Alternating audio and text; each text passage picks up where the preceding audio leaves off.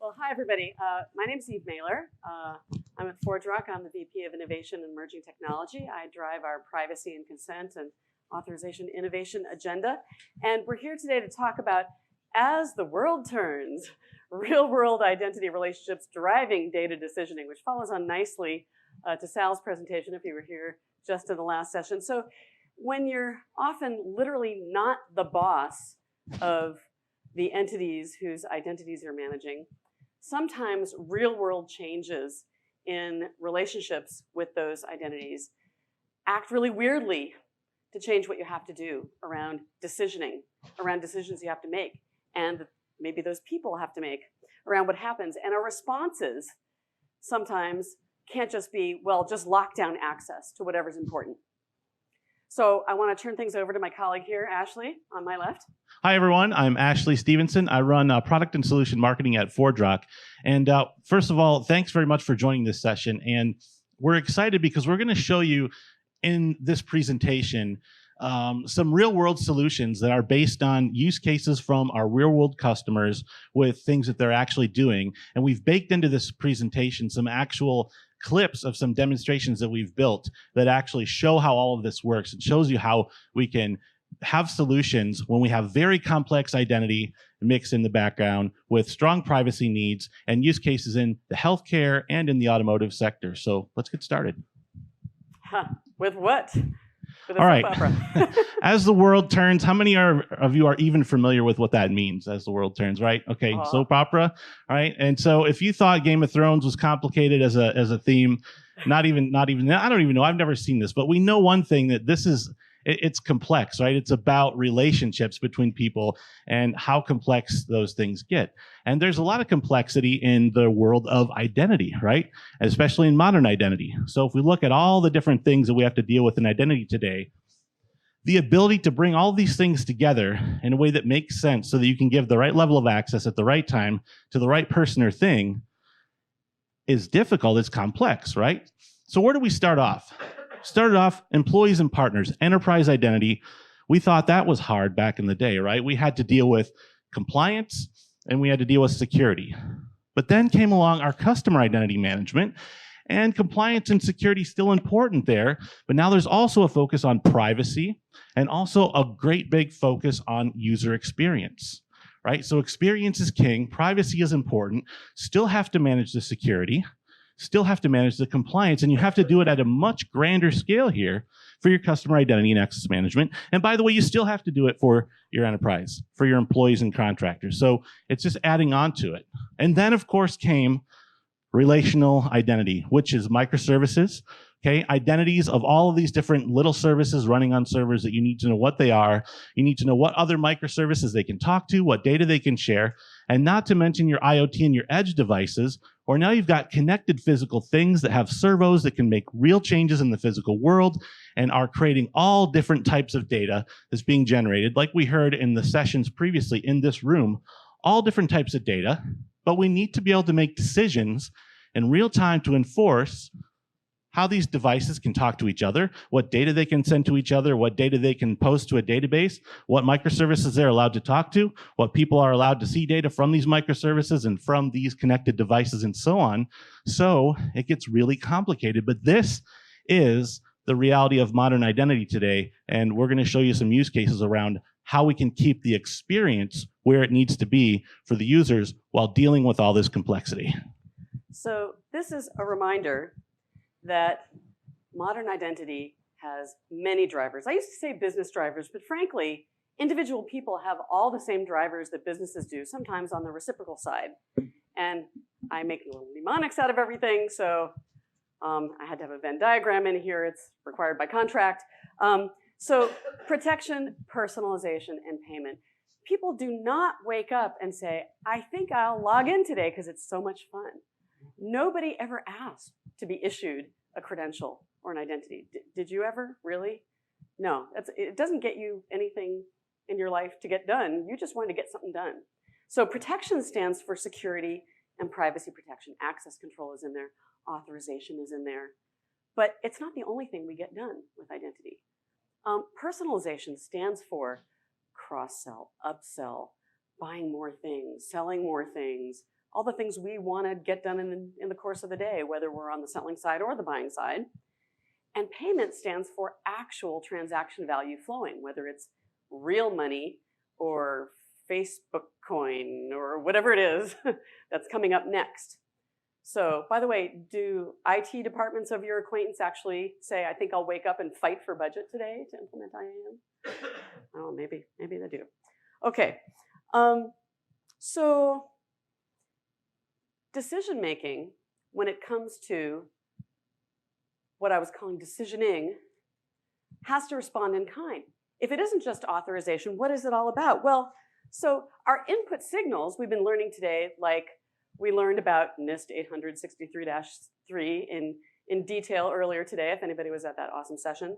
The input signals, they're about identity, they're about things that are non-uniquely identity, fraud signals, but they're about more than that. They might be about real-world situations among people changing. They might be about a sensor giving more data about the real world, about the wind changing direction. Those are getting more varied as well, and they're extremely dynamic. Secondly, the protected resources are really changing. It's not just corporate data. By the way, it's not just personal data. It's not just attributes. It may very well be about streaming data, again, off a device. This occupies an increasing amount of effort in our world. That's right. Thirdly, the permitted actions that one might be able to perform on whatever this sensitive information might be, or the device. It's no longer obviously about CRUD. It may not just be about OAuth scopes per se. Right now there's a session that's going on in another room nearby about transactional authorization, meaning just authorizing exactly one thing for this one transaction and nothing else, not going beyond. And consent controlled. Authorization might be about a person wanting to do exactly that one thing. So we're starting to include a person in the equation of what's getting done. And then policies. Policies are really changing the face of what's, the face of policies is actually changing. So we see organizations really wanting to externalize logic and make it cleaner, meaning you have to centralize, but at the same time, make it enforceable at the edge. And maybe with all these IoT use cases, make disconnected use cases much more possible to do. And again, human specifiable, so that consent starts to look like authorization policy. So modern identity is complex, and decision-making needs to respond in kind, but user experience is king, and we have to keep a focus on that. So let's look at how we bridge the gap between the back-end complexities and the necessary simpleness for the end user. And we're going to start off with our first use case. It's a healthcare use case based on one of our customers' use cases. And this brings us back to As the World Turns, because we're dealing with human relationships here between Barb and Scott. And through this use case, they're going to get married, and that's going to be wonderful. But then later, they're going to not be married anymore. And these steps along a natural path of a use case need to translate into all the complexity we've been talking about. So we're going to walk through exactly what that looks like. All right, so let's take a look. So Barb has logged into a health insurance portal, and she's going to take a look at some resources that are being managed at this portal. So we've got some health insurance claims, and we actually have some different kinds of data. So this is third-party fitness wearable data that's been incorporated here.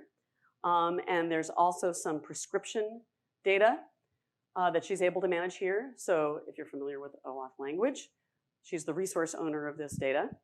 And she doesn't currently have any family members that she's associated with the management of these resources. And so Scott comes over. I'll play the part of Scott in this case, and he's just logging into his portal. Well done. Okay, Scott. Logging into his portal. So let's go ahead and roll that. It's pretty simply, just to show here that in the beginning, he has a health portal as well. He has the same types of resources. But when I click and say, what is shared with me? There's nothing shared with me yet, because that path of me being identified as a spouse has not taken place yet. And so there's nothing there. So I'm playing the part of Barb, obviously. So if Barb goes and looks at what we've done is visualize a relationship graph. Her only relationship is with this healthcare services company. So she doesn't have a relationship with anybody else. But she's going to take an opportunity now, having gotten married to Scott, to reflect that new real-world relationship. And so she's going to look up Scott as a family member. And something that we've done here for the purposes of, you could call it being just demogenic, is she's looking him up in the system because he already has an identity at that portal. But she could have done something like, send him a notification and he can onboard at that time. Convenient that they had the same healthcare provider, right? Isn't it, though? Doesn't always happen, in the US anyway. So what she's done is she's been able to look him up, and she is going to choose what kind of relationship he has to her.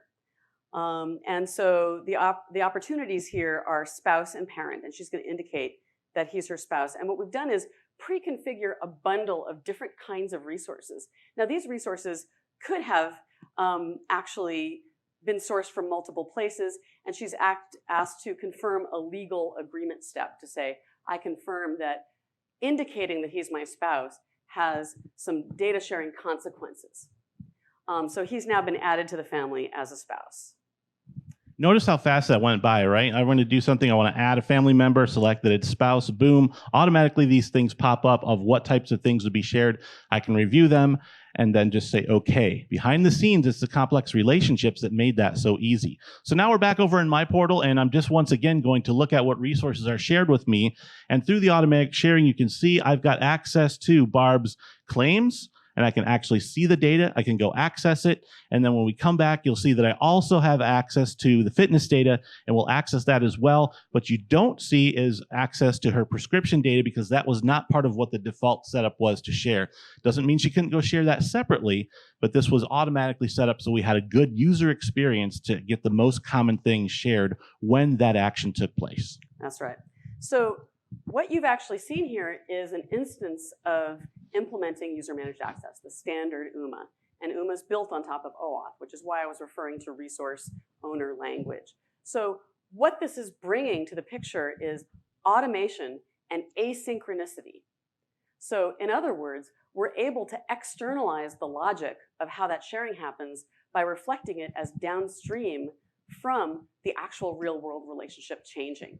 So we're enabling sharing of, in this case, data from devices, data from those systems inside that healthcare services company. It could enable control of devices, for example, with a physician or a caregiver of some kind.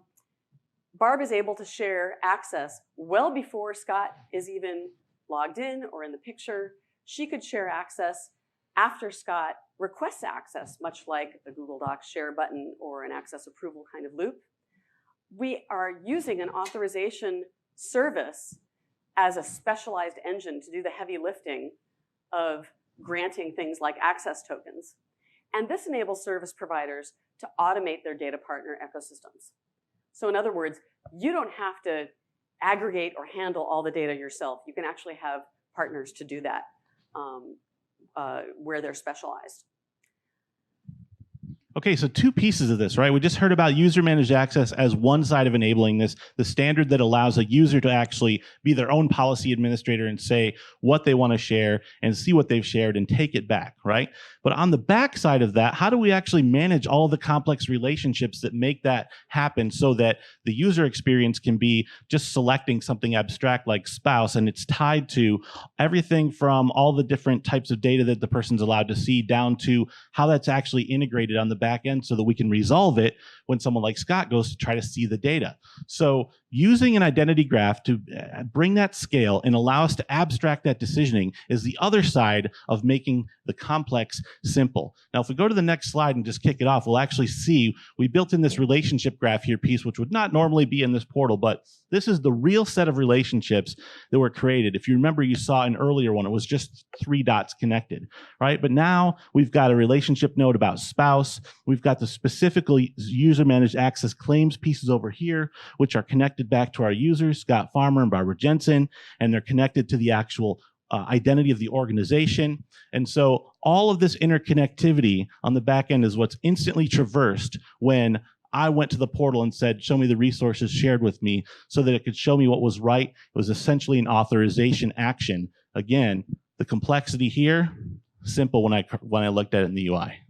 So now, the key to externalizing this logic and the abstraction portion of this comes into play.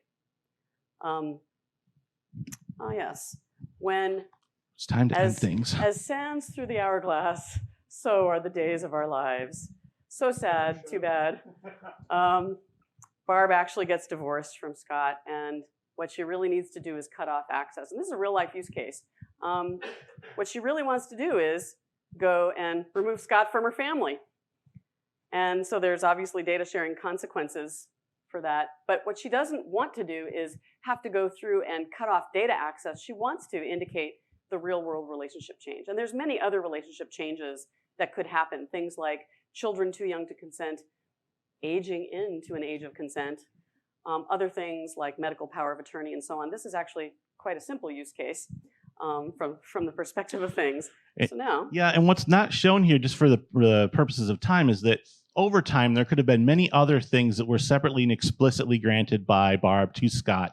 And then because they're all linked together through the relationship, when that relationship gets pulled, all the other things that were related through that identity graph are pulled because of the connections.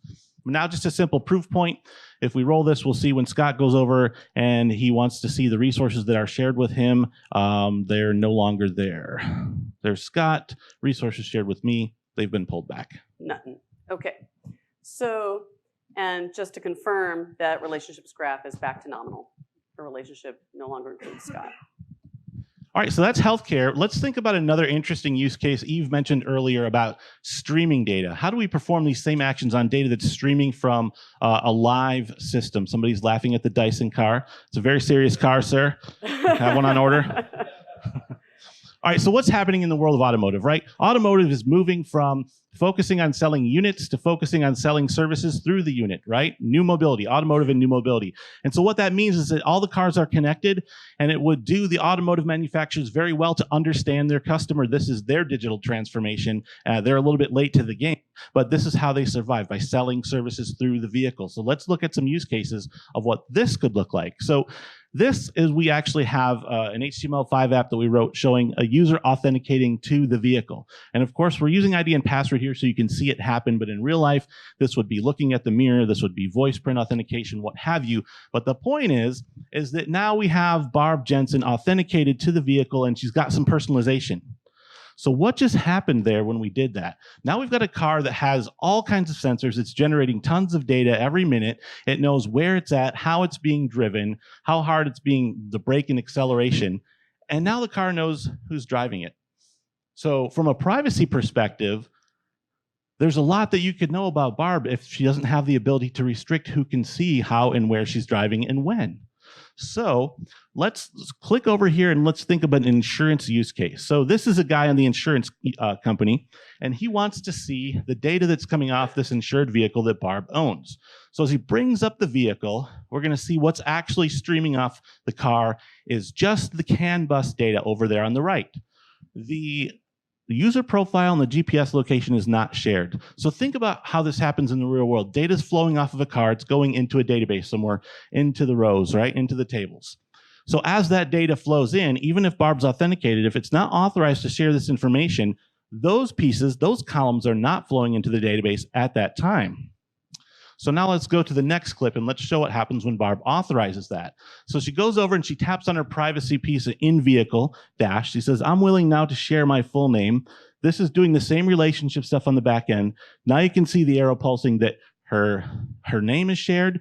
Now her GPS location is shared. So now those data points are attributable to her for the time that she shared it. Now she unshares it and you'll see that they disappear and they're no longer authorized to flow out of the car. So that those relationships being updated in real time are in real time changing what data is allowed to stream out of the car, whether it's authorized or not. So just to summarize a little bit here, so we've been talking about user managed access, UMA, and we've been talking about identity relationship management, IRM. So UMA has some benefits for service providers. First of all, in an era where you need strong adaptive authentication or strong customer authentication, SCA, in financial services, you know, it behooves you not to encourage password sharing, or maybe it's not even an option, and it behooves you to implement true secure delegation. Secondly, if you want to make individuals happy that you're serving your end users, and you want to scale permissioning of the sort that they need, you don't want to just guess at what they want. You want to enable them to tell you what sharing they want and then have a way to do it. Third, you want to be able to access resources wherever they live and wherever some host is authoritative for it. And that's what the UMA architecture enables. And fourth, you want to be able to foster compliance through standards when you have loosely coupled services whose interactions are auditable. You can do that. Secondly, UMA has benefits for consumers. You need to be able to have choice in sharing, not just with other applications that you yourself use. That's what OAuth, all the other OAuth grants do. The UMA grant of OAuth enables sharing with other autonomous third parties that use clients, not just you. Second, you want convenient sharing and approval without outside influence. For example, you want to be able to share access on your own terms, like before or after somebody's asking you, like, will you opt in, will you opt in, will you opt in? UMA makes that possible. Third, it's possible to do monitoring and management of what you did share at a centralizable place, a dashboard or console. And fourth, you get all kinds of dimensions of sharing, with whom, what exact actions, what resources, and more. And then?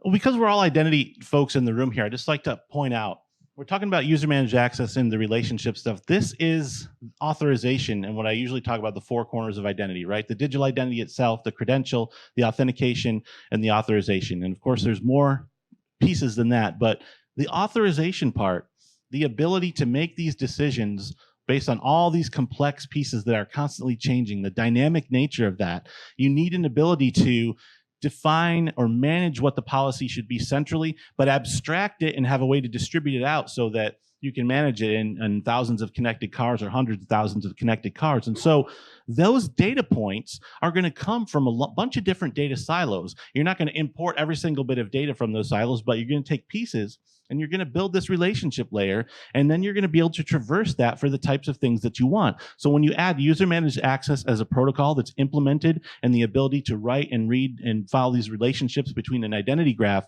now you've got something that can actually help solve these real-world, high-scale, high-stakes use cases for many different industries. We've shown you two of them today, healthcare and automotive. So I just want to let people know that it sometimes takes the Identiverse folks a little while to get recordings and such up. So if you're interested to get the materials sooner, we've just got a list so we can grab people's names at the back of the room. And with that, well, thank you very much for your time and attention. I think we've got like 1 minute for questions, so thank you.